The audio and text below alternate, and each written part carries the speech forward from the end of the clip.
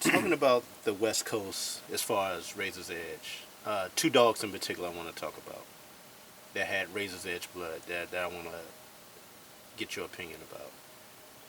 One is Remy. Let's talk about him first. Your thoughts on Remy's legacy and your thoughts on Fabian calling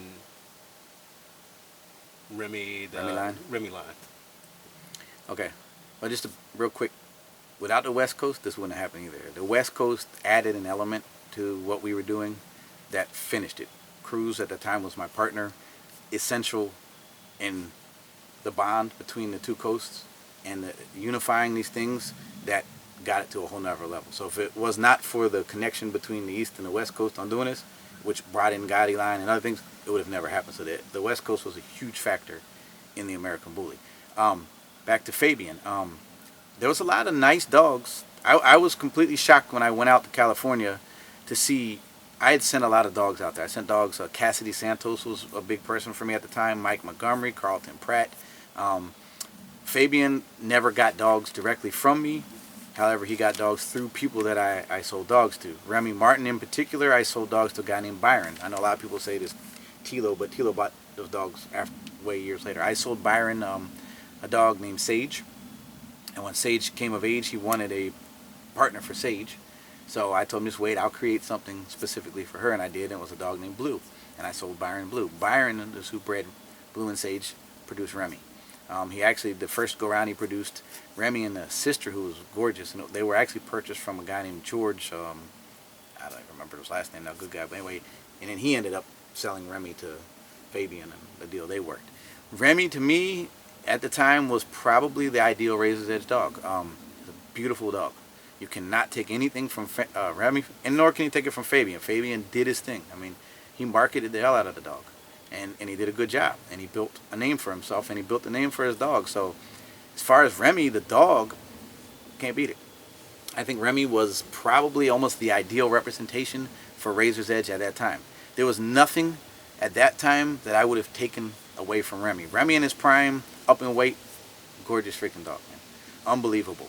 Fabian, I don't necessarily agree with everything he did, but I commend him on making a name for himself in the dog. I mean, me personally, no, Remy to me is a pure Razor's Edge dog. I mean, his parents were sold as a breeding pair, created from my hands, sold to this person. I think that person is the credit. Byron would be the credit of the breeder. The blood obviously would be the credit of Razor's Edge because it was a breeding pair made by Razor's Edge, pure Razor's Edge, sold as a breeding pair. And for many years, Fabian did say that and respect it. And I'm not sure he ever didn't say that. So I really can't say that he went against the grain. I think he decided to base a line off of a dog. And his concept was to mass breed the dog to everything and put the name on the dogs, or at least on the ones that he, which it worked. It wasn't the way that I would have built a line. I don't personally think a line is built off a dog. I think a line is built off a look. It has to be something that you've put together and it's a consistent look. I will say Remy did throw a look of his own that was Remy, but it wasn't a new look to the bully world, which is funny. That's what they say to me now. We'll get back on that later on about the dog demon. But anyway. Yeah, I got that later on. We'll talk about that. But I mean, he did it because, I mean, Remy looked like older dogs. I mean, I had a dog named Muggsy years before. Remy looked just like Remy. But he was a great dog, great looking dog, and Fabian did his thing. I mean, he really found his niche, he promoted his dog, and he built a name for it. And Fabian set a trend. I mean, his concept and mine of how he did it were different. I wasn't a mass producer. If you ever watch Razor's Edge, I had a lot of dogs, but I was tweaking to get something. I wasn't mass producing. I never had one stud out there just mass producing. I was always trying to pick and, choose. And it was never a money thing for me, and it was never even a status thing for me. It was more, I'm a creator. I like to create things. And so Razor's Edge was more of a creation thing for me. It was a hobby, not a job. Fabian turned it to a different level to where he did mass breed Remy, and there were a lot of productions, and it was a financially profitable thing for him. I can't knock it. It's just different than my own views. It's just not how I did it, but he did it that way. And if you look later on, many people did it that way. Dax, same concept. One dog, I thought at the time Remy had hundreds of dogs. I thought, holy cow, this is a lot of dogs for one, a lot of productions for a dog. They didn't even come close to Dax. You know, Dax did it. And later on, I guess the Miyagi eras and those things. So the concept of what Fabian did set the pace for what they did with Dax, what they did for Miyagi. So Fabian was a trendsetter in what he did. He was the person to take a dog, promote the hell out of the dog, and then build solely off of that one dog. Some ways I find it disrespectful because you're not saying that that dog is this. But again, he never really didn't say that. He just didn't say it, you know. So, but it was something that he went on to set a trend that became a big thing in the bully world. Now it's people do call a line off of one dog a line, and that, I mean, that you got to give credit to Fabian for that. Whether you agree with it or not is another topic, but he was the trendsetter in that, you know. Have you two ever talked about it? I mean, we've had talks here and there. Me and Fabian aren't on bad terms. We've never had bad blood. We're never on bad terms. We're cordial when we see each other. You know, I tend to think we've had a mutual respect for the most part on everything. So we've never sat down and talked about it. And to be honest, it was a big thing at the time to a lot of people, because a lot of people were almost soldiers for Razor's Edge, and they're like, this is Razor's Edge. To me, it's not really a big thing, because the way the world has gone now, it's so different from the way it started that it's not really a big thing to me. Now that I look back, I mean, I just look back and respect the fact that there was a Razor's Edge blood dog that turned into a trend-setting dog, and it made Fabian made an empire off of it, and many people did from that point on. So, you know, I mean, it is what it is. Another dog I want to talk about on the West Coast, at that time, Paco. Paco. Can you give your thoughts on him at the time? Because, you know... Let's go back into that, too, just to clarify something, because everybody talk about True Tank and Sean Gilmore and those guys, and, you know, just so you understand, I have no qualms with Sean Gilmore or any of those guys. True Tank was a group of guys that all got dogs from me. It was Sean Gilmore. I don't even remember what his kennel was at the time. It was Kurt Plater, who was an old friend of mine that I gave Short Shot to, later on gave Diamond to.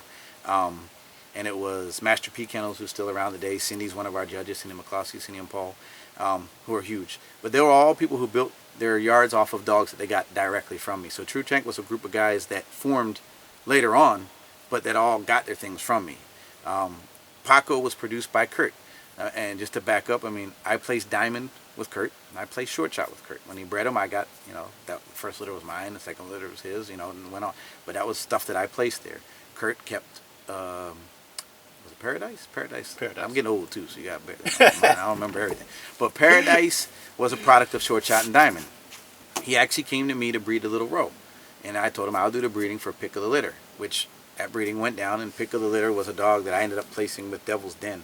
I don't even know what happened to him, but anyway, so Marco, actually, I referred Marco to, you know, that litter, or I'm not even sure if I referred to him or how the whole story went, because I don't even want to, it's irrelevant really, but anyway, I went to the Kurt's house to pick Paco for Marco. He put me on the phone, and I looked at the dog, you know, this is the one you want, you know, great dog, and they sold the dog to Paco. Paco, to me, was a nice dog. He was a generation of Razor's Edge that I wasn't ready for.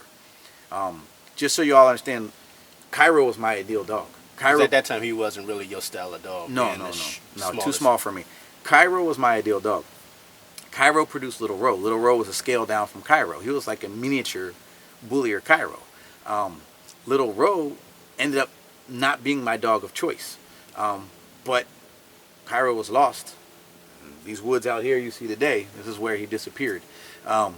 So Little Row was the last remaining male that I had. So I built off of Little Row, not intending to. He wasn't my dog. Little Row at the time was a pocket dog. He was the first dog to ever have that look. No dog had that look. He was the first of his kind to be that short, bully, wide pocket.